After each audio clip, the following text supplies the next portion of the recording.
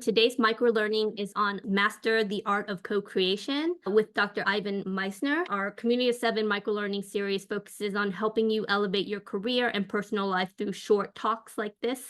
We want you to take 1, 2, 3 actions after we hang up. Quick quiz for you, whether you are watching this in the live Zoom audience or if you're watching this on one of the different platforms. In the comments, I want you to answer this question, and you could just say yes or no in the chat. How many of you believe in the adage, your network is your net worth? Second question, how many of you have fears networking? Let me know in the chat. And last question, how many of you have used partnerships or co-creation in either your work or in maybe outside project you might have? Yes or no? I am so excited to welcome you to today's event, Master the Art of Co-Creation. We're really going to dive deep into this powerful principle that can transform not only the way you do business, but the way you build relationships and create lasting impact. I'm really excited to have Dr. Ivan Misner today. I met him at an event, Transformation Leadership Council in Vail. And that event itself was very transformative for me personally as a performance coach. Those of you that have been to these calls for a while, that I'm an introvert. My husband always jokes around that my other job, if I wasn't married and had kids, would be to be a monk and just stay home all day. The whole notion of networking for me as an introvert, and I also have social anxiety, was something that was like my biggest fear. And I ended up, for some random reason, being in professions where I had to be client facing and I had to be social. So I had to really conquer that fear. I was an executive, climbed up the ladder, and then I ended up starting Community of Seven. When I was first starting it, it was so lonely because it was just literally me trying to figure things out. And then eventually, what I started doing was I would have these monthly calls with other founders like Tracy Avon from Troop HR, David Berkowitz from Serial Marketers. And we still, to this day, 4 years later, meet monthly. And this process of what I'll call co-creation has been so powerful because we were all of these community-minded leaders.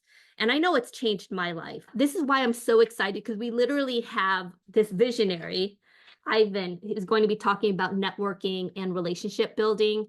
If you've ever heard of the phrase, it's not what you know, but who you know, then you already have a taste of what networking is about. But Dr. Misner has taken the concept to another level. He's redefined it for this modern world.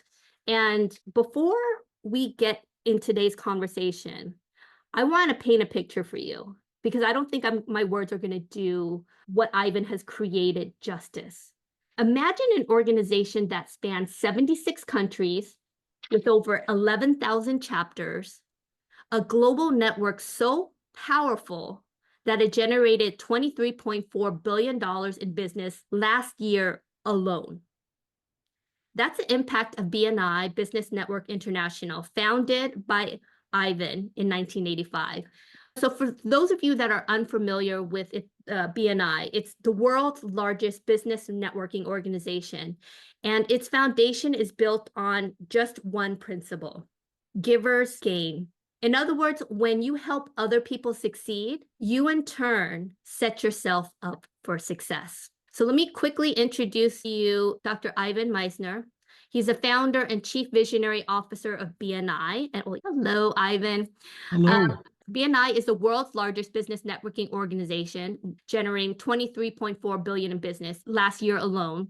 He's recognized by Forbes and CNN as the father of modern networking. He is a New York Times bestselling author of 30 books, including The Third Paradigm, which I have in my hand, and it is amazing.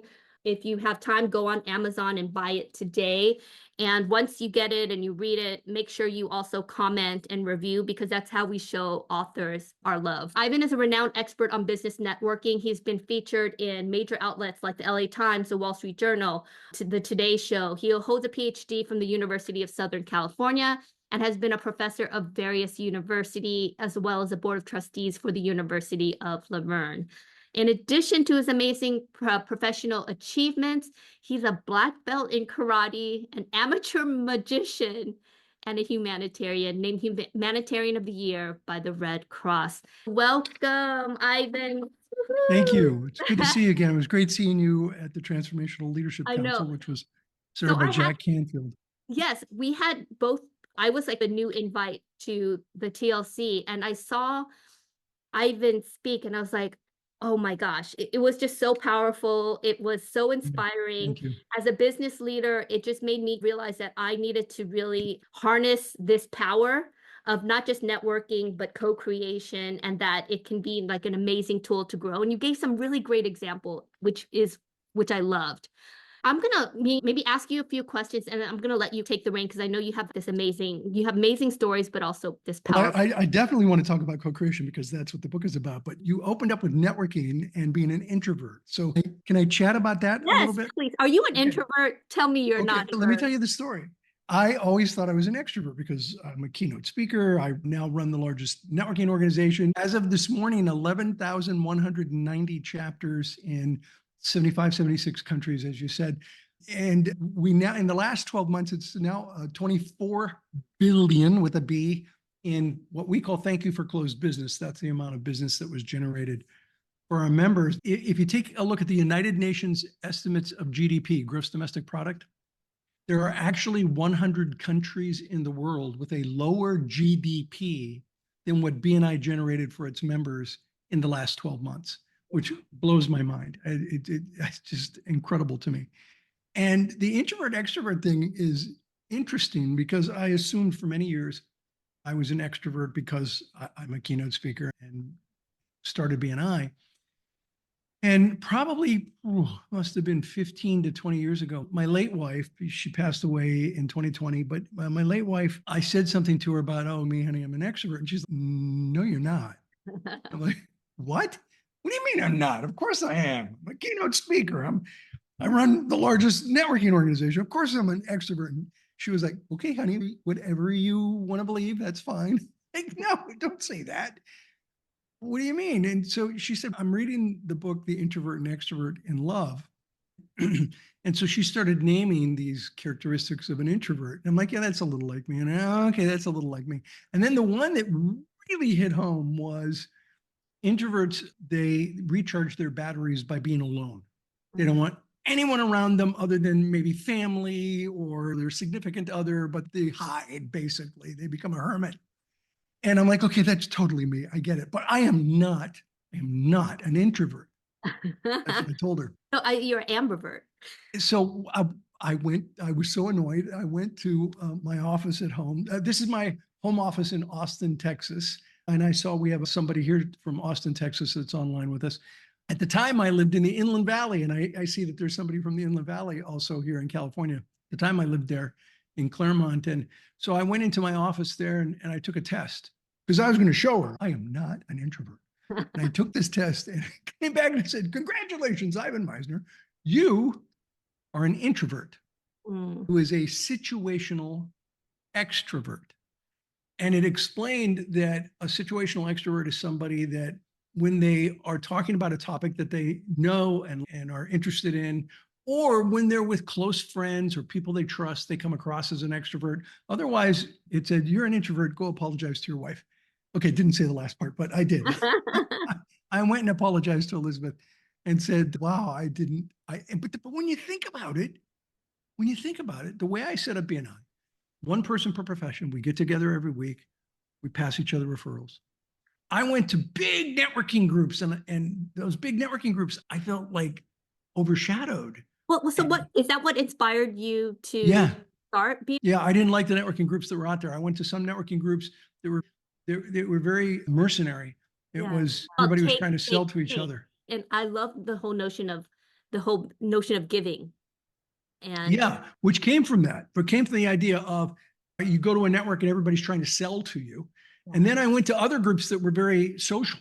It was happy hour and hors d'oeuvres and nobody was doing business. That didn't do me any good either.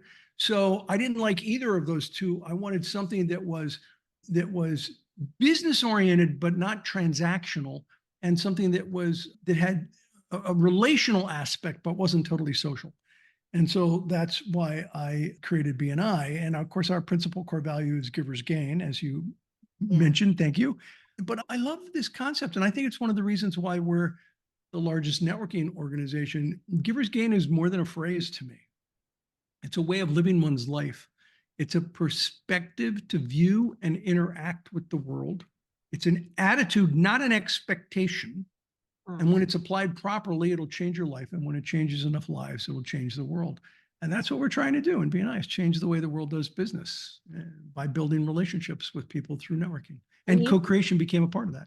And you've definitely changed so many lives. Just reading some of the testimonials and just watching some of the videos just from your website of just people's lives, literally businesses being created, partnerships happening, like lifetime partnerships. Yeah. That's an amazing legacy. And a few marriages. Really? That's awesome. I met my late wife in BNI. Oh, really? And yeah, she was a member of BNI. And I hope she got free dues. And ironically, she passed away in 2020. And a year later, I was introduced to someone who I married last year, she worked for Jack Canfield. So it was another referral. So I have had my 2 marriages through referrals. I love that. It talks about the power of relationships and how these relationships can really change our lives.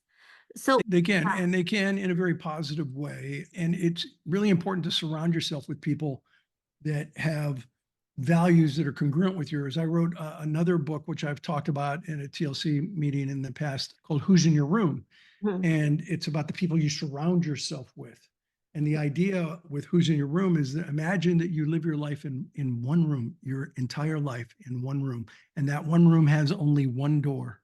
And that one door is an enter-only door, so that when people come into your room or into your life, they're there forever. You can never get them out. That's a little frightening, isn't it? Yes. Well, people say it's a metaphor. I can get people out of my life. Yeah, you can get them out of your life, but let's think about this. Imagine, I want everyone who's listening to this or watching this, I want you to think about somebody that you got out of your life. But I want to think about why you wanted them out of your life. What was it that they did that made you want them out of your life? What was the last thing in particular where you said, that's it, I'm done, they're out of my life? Now, Lan Phan, you don't have to say who it is, but do you have somebody in mind? Yes. Okay. So if you're listening to this or watching this, you probably have somebody in mind as well. And here's the thing. If they're still in your head, they're still in your room. They will be for the rest of your life, because the room, people, it's not a house. It's not a room. The room starts here. I'm pointing, for those listening, I'm pointing to one side of my head, and ends here. It's your brain. It's your mind. It's the people that you let into your head.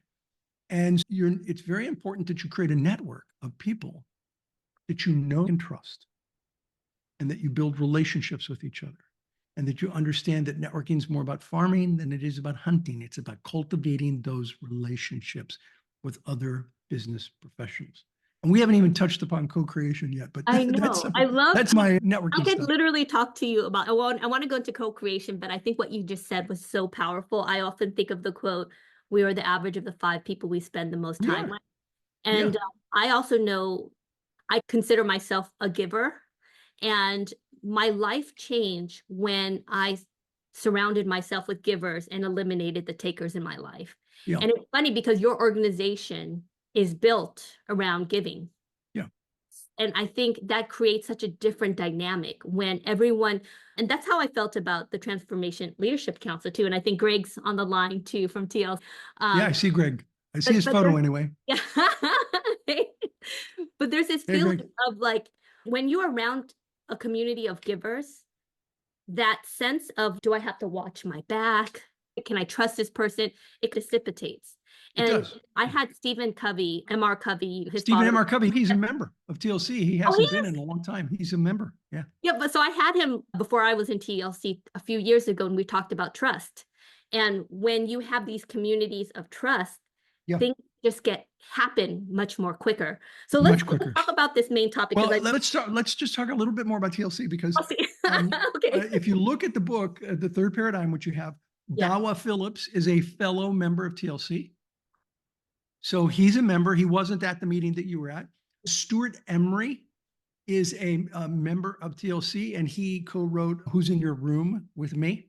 And so there have been many projects that I have done with various, and Jack Canfield, of course, he just co-wrote a book called The Relationship Economy with me, which is How do you only in write all these Italian right now. books? I Yeah. struggled to write this one book. How do you...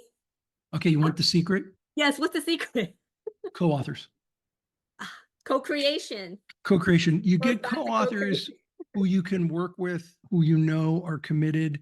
The Infinite Giving is my latest book. It just came out this week. So that's my 30th book. I didn't even know about this book. Yeah, I know. It's a great book. It's about legacy. I had to write that book because we're celebrating our 40th anniversary for BNI in just a few months.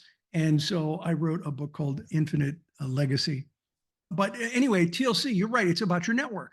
And so in that network for me, I have found people that I not only have a close personal relationship with, and I met Jody, my wife, through TLC because Jack's business partner knew her and introduced us by Zoom, by the way. This is how I met my wife. Was it during the pandemic? It was during the pandemic. Yeah. We met about Online dating. well, it was an online introduction for sure. And it was my wife passed away in 2020. I met Jody in 2021 by Zoom. And we got married in 2023. And you know what it is? You know what it is, Ivan? I always say we create our luck. And one of the ways we create our luck is being out there by connecting with people. It's like you said, the community you build. Yes. And the harder you work, the luckier you get. Exactly. And it's just the power of these relationships. Like most of my clients or speaking event gigs or training events have all been referrals, like pretty much 99%. And it's that power of building these relationships. And I think it's also keeping in touch and nurturing. Yes. So there's people who I've worked with 20, 30, 40 years ago when I was in corporate, and I've still maintained those relationships because it's not about I used to do sales when I was younger.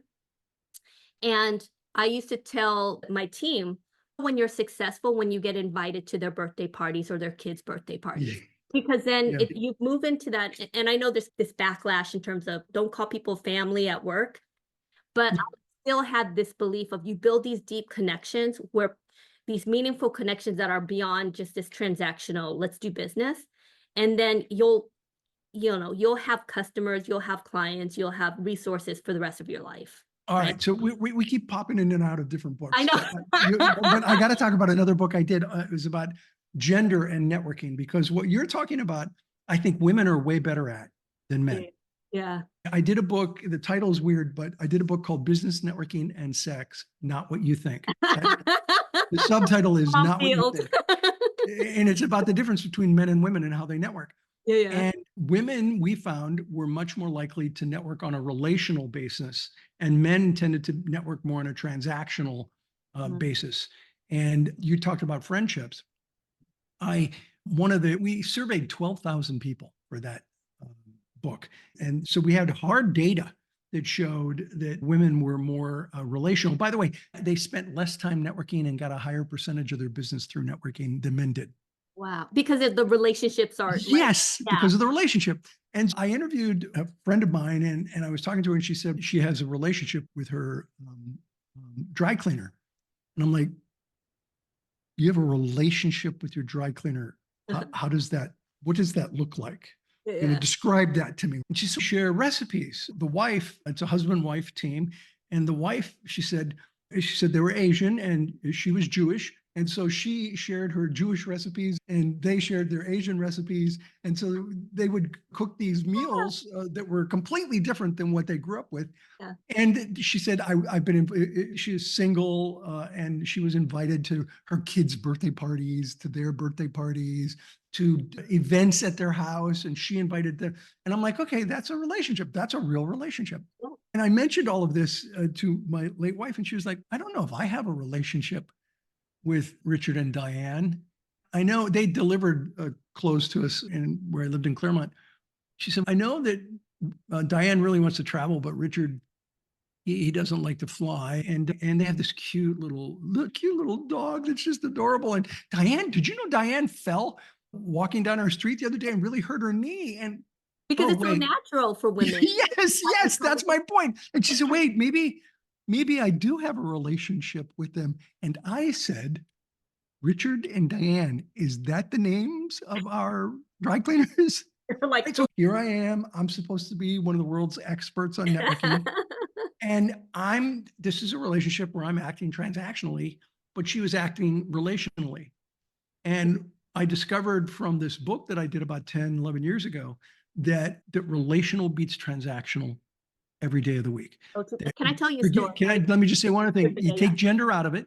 yeah. You put men and women together who network transactionally, men and women together who network relationally, and the men and women who networked in a relational way based on the survey we did of 12,000 people generated more business than the men and women who networked on a transactional basis. I believe you. I believe you 100%. But the funny story I want to tell that kind of relates to that was when I used to be in corporate and I was doing sales, I was always the top salesperson. And the other sales folks were always just wondering, how did you get these meetings with these? And our target was C-suite executives.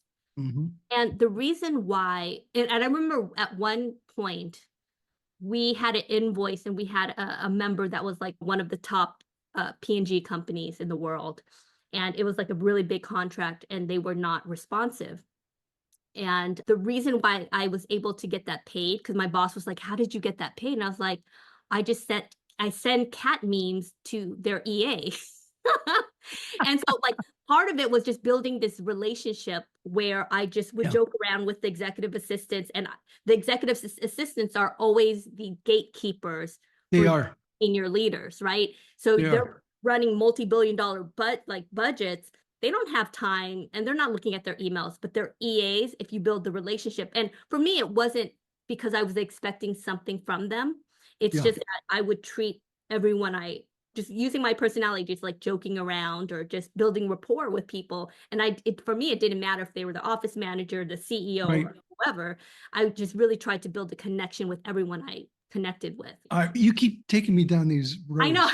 Which is great. I love it. I love it. And so everyone who's listening or watching this, think of how these ideas that we're talking about may apply to you in your life. Because we're telling stories about us, but you might be able to get nuggets out of this that you can apply in your own situation that makes it work. And here's one that is exactly what you're talking about. Many years ago, I was working on a book called Masters of Networking. As a matter of fact, it was my first New York Times bestselling book. I didn't know it would be a bestseller, but I really wanted this to be a good book. And I wanted John Nesbitt in the book. And John had written the book Megatrends. Mm-hmm. And he was the first person ever to say that networking was the future. Business networking was the future of how we would do business. And he talked about technology too, but business networking critical. And I wanted him in the book because he was the first man to talk about it. And so I'd send him letters and I kept getting rejections. He didn't want, and all I wanted was, can I just take this excerpt out of Megatrends? You don't have to write anything. And he kept saying no. And so finally I said to him, I met somebody who knew his assistant. And I said, how do you know her? And I had to work with her when John was coming out to do a presentation. And I said, could you reach out to her and ask her if she would ask him on my behalf? And he did. He reached out to Nesbitt's assistant, and Nesbitt's assistant said, yeah, of course I will. And she got him to contribute to the book, even though he told me no 2 or 3 times. So knowing the assistants are really important. But it's just the power of being kind, right? It's not, it's about just being kind to everyone you meet, and you build those relationships, and sometimes when you need it, it just appears. So I know we want to talk about your book. I could literally talk to you forever. Do you want to, because when I ask you questions, we seem to go on a tangent. Do you want to take the screen and talk about co-creation? Yeah. So let's talk about co-creation. And if you don't mind, I'll pull a slide or two up in just a few minutes. But the third paradigm, it's literally the third of 3 paradigms. The first paradigm is competition. And the competition really began in the late 1800s, early 1900s with the first books ever written about business management. The first books, Max Weber and Frederick Taylor and the Galbraiths, they were the first to ever write about managing a business. And everything was about competition. It was dog eat dog, put the other guy out of business. It was all about competition, and productivity was critical. People were almost irrelevant. If you read Frederick Taylor's material, I taught management theory years ago. And if you read Frederick Taylor's material, people were irrelevant, really. It was productivity.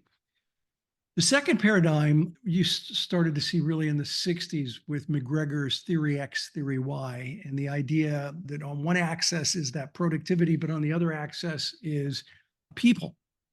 And the people are extremely important. And I know this, we look at this now in the 2020s and we go, yeah, that's obvious. But in the 1960s, it was not obvious. McGregor, I studied under Warren Bennis, who was in his day the world's leading expert on leadership. And he said he worked with McGregor, and he said McGregor used to get bomb threats because it was such a radical idea that people mattered. No, it's productivity that matters. And theory X, theory Y was theory X productivity, theory Y people. And that's where you get cooperation. So the second paradigm is cooperation. First paradigm is competition. Second paradigm is cooperation. Third paradigm is co-creation. It's cooperation on steroids. It's collaboration on steroids. The best example of it, that one that virtually everyone knows, is crowdsourcing. Crowdsourcing is an example of co-creation. You literally co-create something together. And so we did a survey of about 4,000 people, and I'll show you some of the results of the survey of 4,000 people here. Let me pull it up. Share. Here we go. And so you look here, these out of the 4,000 people, these are the top 7 areas that we found were really positive benefits of co-creation based on the survey of 4,000 people.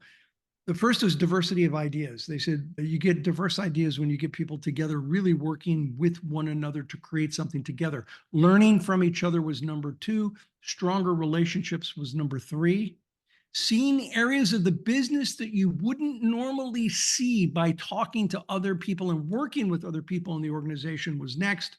More empowered teams and a shared sense of ownership was next.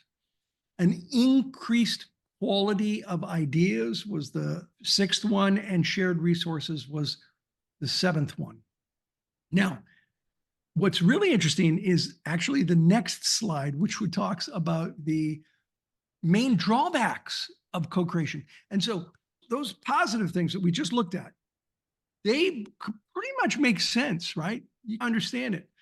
But the drawbacks, those are the ones that you have to be careful of if you want to create a co-creative environment. And so those were, and some of this may not surprise you either. First and foremost, personality conflicts. 2 people who just don't get along. They don't get along at all. The second is dealing with egos. And at first you may think that's the same as personality conflicts, but it's not. Personality conflicts is generally 3 people that just don't get along. Dealing with egos is more singular. My ego enters the room before I do, right? And one of the things, you met Jack, of course, Jack Canfield. One of the things I love about Jack is that he has sold 750 million, billion with a B, 750 million books, and his ego does not enter the room before he does. So this is the exact opposite of someone like Jack, where their ego, and I've met many people like this, not nearly as successful as him, whose ego enters the room before they do as an individual. So personality conflicts are multiple people. Dealing with egos is often just one person. Poor communication, I'm slightly surprised that it's 3rd, because I found it to be one of the biggest issues personally, but it's a critical issue in terms of co-creation being successful. People who don't pull their weight, that one surprised me because I generally get people who pull their weight within my organization, but it was the 4th largest item in the survey.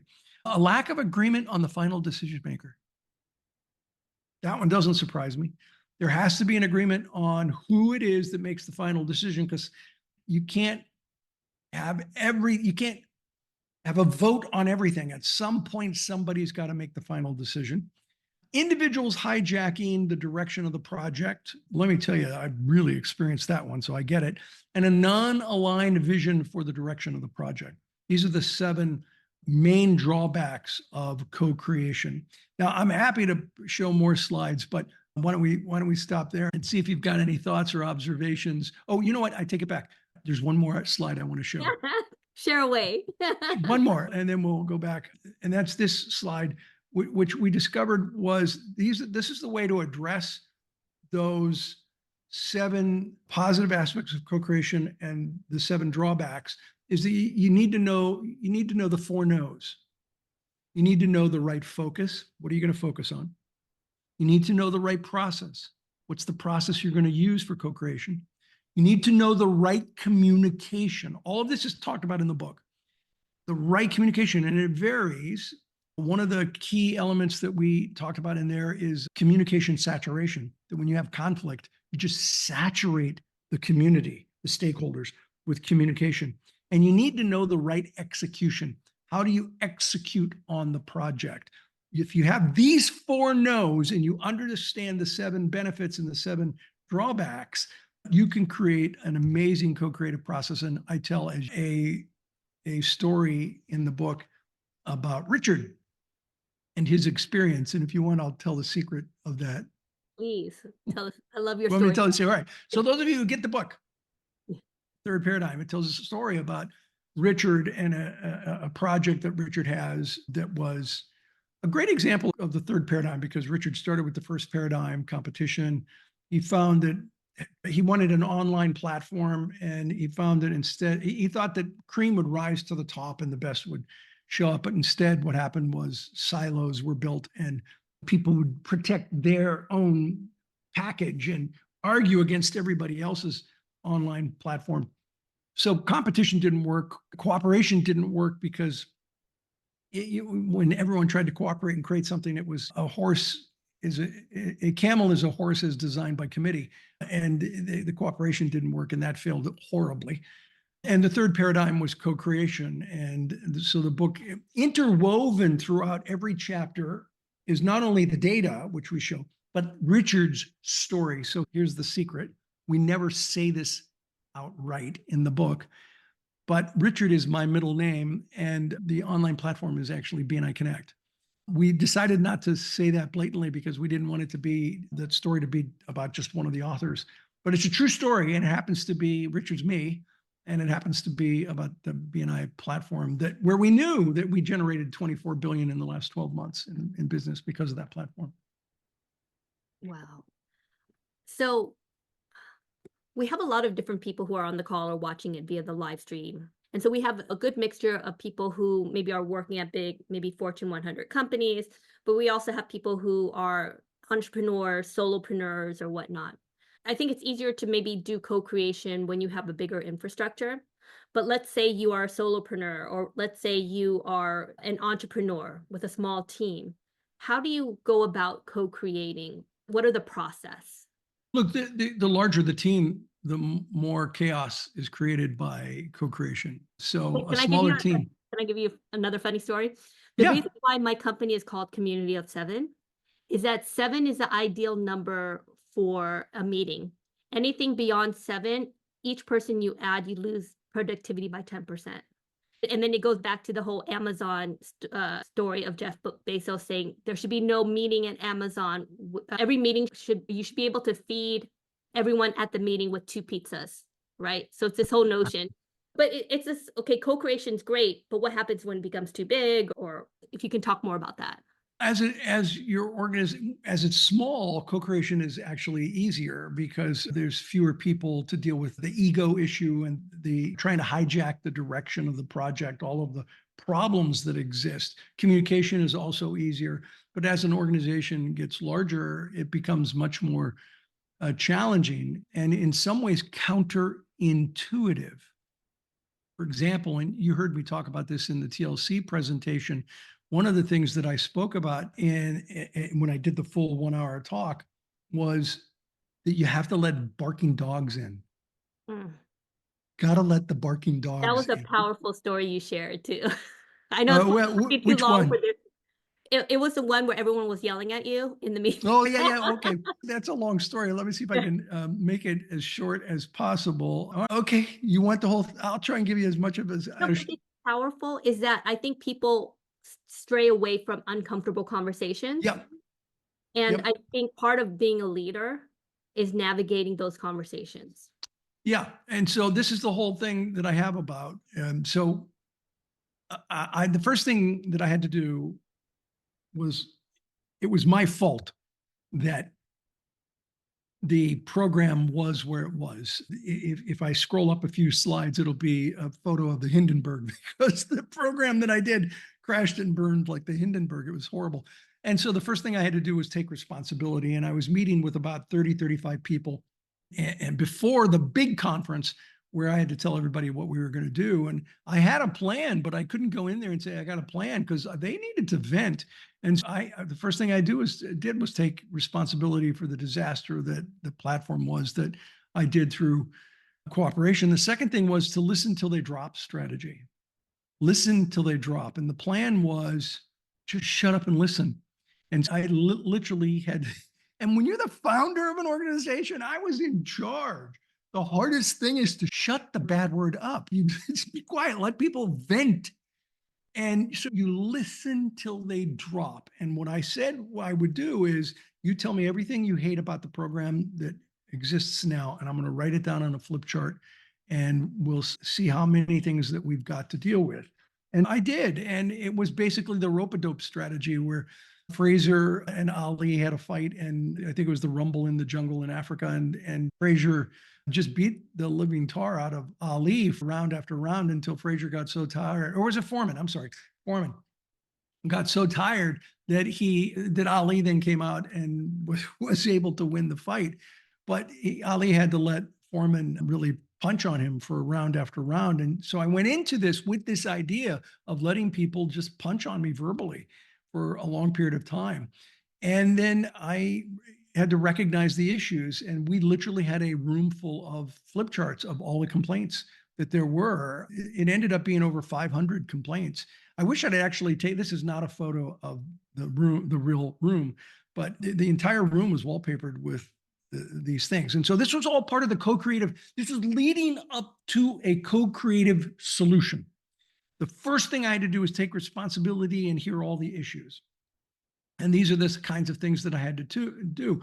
I had to keep calm and have a strategy. I had a strategy, but I couldn't go in. If I went in and said, okay, I know you're all upset, but I have an idea, and this is my idea, they would have just strung me up. They would have hung me up like this. And so I had to just let them vent and get it all out, so that by the time they had it all out, I would be able to give them a suggestion or two. And so my suggestion started with these buttons. These are the actual buttons that I handed out.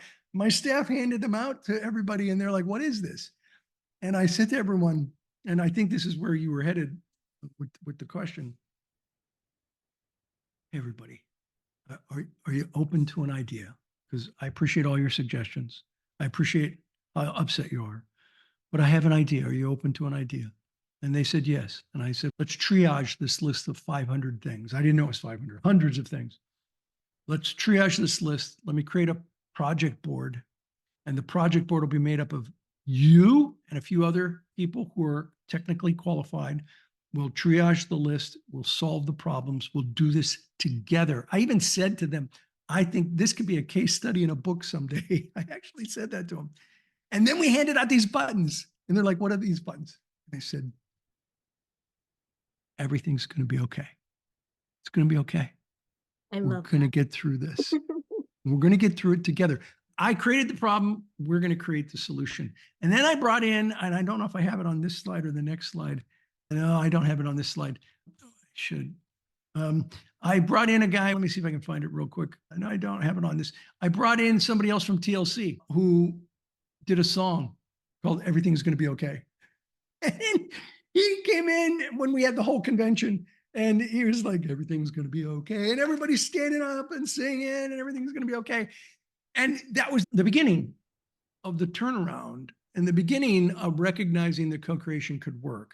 And that's where I realized I need to let the barking dogs in, because they're going to be outside barking anyway. But if I let them into the process, then I'm going to know how they feel. I'm going to know how they're addressing these issues. So That is does that so answer your question? That is so powerful. You need to let the barking dogs in. And Yeah. I think that's the thing with co-creation is that in order for it to be really effective, you're going to have divergent ideas. Not everyone, if you have a homogenous group, you're not going to have innovation, right? Innovation happens in these uncomfortable moments where people come with different ideas and thoughts. And Yeah. And if you pay attention to that, it's powerful. And what's interesting, and you got to know this going into it. And I saw this and I did not only surveys, but I did interviews where I'd have my marketing people say, why do you have the IT people in on these meetings? Because they don't understand the business like we understand the business and they shouldn't be here. And then I'd have the IT people saying, why do you have the marketing people on these same meetings? Why do you have the marketing people on these meetings? Because they don't understand the technology and they have to understand the technology. And I would be saying to both of them, you both need to be here because you both need to understand the other side of it. If all you do is understand your piece of it, you don't get the big picture. And so nobody ever said, yay, let's have them all together. But they did say, all right, I understand. But I mean, it's so true. And I've had so many similar conversations because I was a serial entrepreneur too. So I built up a lot of startups. And you have those divisions between sales and marketing and IT. And those three things need to work hand in hand together, rowing in the same direction in order to be effective. You're not in one island, right? So I'm going to open it up for questions from the Zoom live audience. If you have any questions, just use the emoticon. Yeah, I'm happy to answer questions. While we're waiting for the first one other key element in the book that I talk about is how often I had to tell people it's okay to disagree without being disagreeable. Mm. There's nothing wrong with You disagreeing. say As a that matter to of our fact, politicians today. yeah, do you think? Oh, listen, we say that at the end of the book. We say, wouldn't it be great if politicians used co-creation? But Exactly. since B&I stays out of politics, we didn't push that agenda too much. But yeah, co-creation would be great in government. Great. And think about it. If we did really co-create, think about how much more effective our Congress would be, like in terms of just getting things done. But because there's this friction, because it's us versus them, Yep. Everything's us versus and you're them. not having these civil conversations, there's a breakdown. Yeah. So I'm going to actually, right before this call, I actually talked to our friend Greg. I don't know if you want to unmute. Hey, Greg. On the call. But we had a conversation, Ivan, right before this about hiring. We both have our own businesses and we hire different people. We are not multi-billion dollar companies like what you feel. Well, B&I is not a multi-billion dollar company. We've Well, helped yes. people create. Exactly. multi-billion. But we talked about this whole notion of hiring people. And I know this might be a little bit different than co-creation, but there might be some ties. But There's over 10,000 people who work for B&I worldwide. wow, that's amazing. So, yeah. So like when you talk about co-creation, I'm putting you on the spot, Greg. Do you know what we talked about, the whole, what do you call it? Finding people who are as passionate. Do you want to ask your question? I'm totally putting you on the spot, Greg.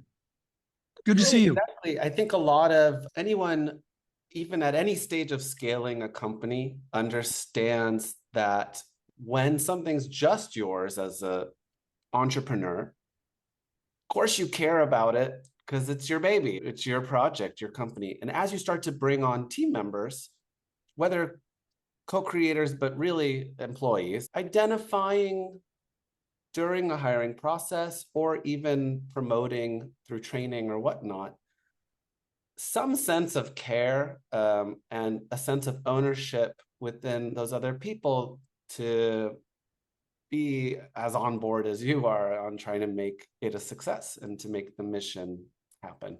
Thanks, Greg. I love your new mustache too. It's the only thing that's not gray. That's why it looks like see, this is what 10,000 employees do for us. I'm just glad I still have hair after that. Look, you have a well-crafted question that is a complex answer. And I'll try to make it as simple as possible. There are a number of things that I've learned over the years, some of which I wouldn't have said 40 years ago, but I'd say today. One is slow to hire, fast to fire. And my big thing years ago was treat loyalty like royalty. But what I found out was that sometimes loyalty is slovenly. And they may be loyal, but they're not committed. And that became a problem. Slow to hire, fast to fire. You got to be willing to let people go. I had lunch with Harvey McKay, who wrote Swim with the Sharks Without Getting Eaten Alive years ago. And he was the one that started me on the path of understanding that it's important to let people go when they don't fit the values and the commitment of the company. He said to me, I have lost more sleep over people that I have kept than people I have fired. And I lose sleep over people that I fire. I don't like letting go of people, but I've lost way more sleep over people that I've kept. And that started to change my opinion on the subject. It took a little longer, but that started to change my opinion that when there's just not a good fit, it's best for both parties to let them go. You want to really be clear about your values as a company. It's funny, people are interesting. They're probably better about understanding company values than they are personal values, but you've got to be really clear about your company values as early as possible. Because if you're not clear about what your company's values are and you communicate those to prospective employees and continue to communicate them to existing employees, if you're not clear, then your employees are going to create their own values for the company and they might not be what you like. And so B&I, we have 7 core values. We talk about those before somebody gets hired. We actually put them through boot camp. Wow. When you get hired by B&I, you have to go through 2 weeks of boot camp where you don't even really do your job much. You're just starting to learn it a little bit, but you're meeting with people from all over the world. You have to go to a certain number of B&I meetings and experience B&I before you can be a bookkeeper or before you can be anything in B&I. You go through boot camp. The boot camp final is a discussion with me about B&I's values. And every time the CEO would open up any staff meeting, he would always pick an employee and say, pick one of B&I's 7 core values and tell me why you like that and why it's important to you. Every meeting, every week, he would have somebody talk about that. So that keeps putting it out front. So it's pretty clear at some point that somebody's not living the values of the company. If you're that good at continuously talking about it, don't just stick them up on a wall and say, these are our values. You got to continuously talk about it. I love I that. hope that helps. I love that you make it like a daily part of like your hiring, but also you're hiring for fit. And there's so many companies that you do just see the values in the lunchroom or in the break room, and it never gets brought up any other kind of time. And ours are so inculcated into the core of the group. You opened with it with Giver's Gain. That's our principal core value. And we had a speaker once come to a B&I conference, and he said, tell me some of the core values of the company. And I gave him the 7 core values. And I said, but Giver's Gain is our principal core value. I said, everybody knows Giver's Gain. You could walk into a chapter anywhere in the world and say, what's our principal core value? And they're going to say Giver's Gain. And he said, I'll never forget, he said, oh, Ivan, that's not true. And I'm like, no, I really believe that's true. And he said, no, the founder of a company always thinks that everybody knows the principal core value of their business, but that's just not true. And I said, don't believe me. Go out on stage and ask everybody, what's in 2 words, what's the principal core value of B&I? And I said, if they don't give the answer I just gave you, then I'll buy you dinner. And if they do give you the answer, you buy me dinner. He owed me a really big that night because he asked 500 people in the audience, what's the principal core value of B&I? They yelled it out, Giver's Gain. And they all yelled it out, Giver's Gain. And he was like, I have been doing this for decades and I have never seen a company where the customers, the clients, the members knew the principal core value of the business. As a leader, that's the way you inculcate it in. You got to just drill it into the DNA of an organization. As a leader, that's when you know you've gotten it right. When you're we've gotten at least that one thing right for sure. Yeah. This kind of is in line with the, we have a question from Ali, and she sent it to me directly. Is there nothing positive about transactional relationships, or do either of us think that they can be appropriate in some instances? Is there nothing? I don't think there's anything long-term positive with a transactional relationship. I go to the grocery store maybe and I'll buy some avocados. That's transactional. I may not see that person ever again. But if it's business that you're doing on an ongoing basis, I have found it's better to be relational than transactional. So yeah, there may be situations where the transactional works, but no, as a rule, relational is better. Yeah, I tend to agree too. I think definitely if you're just selling like a widget, or you can be transactional, but any successful business, even the corner shop that's right by my house, it's successful because the owners know all the customers by name. And if I have to decide whether to go to store A or B, I go to their store because they know my name. They know my daughter. Yeah. That makes such a big difference, right? You're absolutely right. Now, I know we're running out of time, but let me tell you a real quick story about relational transactional. I met a guy, it was literally 37 years ago. I remember his name, Nordy Turchin, and he sold commercial light bulbs. Commercial light bulbs, not the kind of light bulbs that you see here in my office. So you couldn't even give him a Mercy referral. Oh, I'll buy some light bulbs from you. They were commercial light bulbs that go into factories. They're the ones when you flip the lights on, they turn on a little bit and they get brighter and brighter and brighter. They're commercial light bulbs. And so I told him, I said, Nordy, I don't have any commercial light bulbs people in BNI. I don't know that this will work for you. And he goes, no, it'll work fine.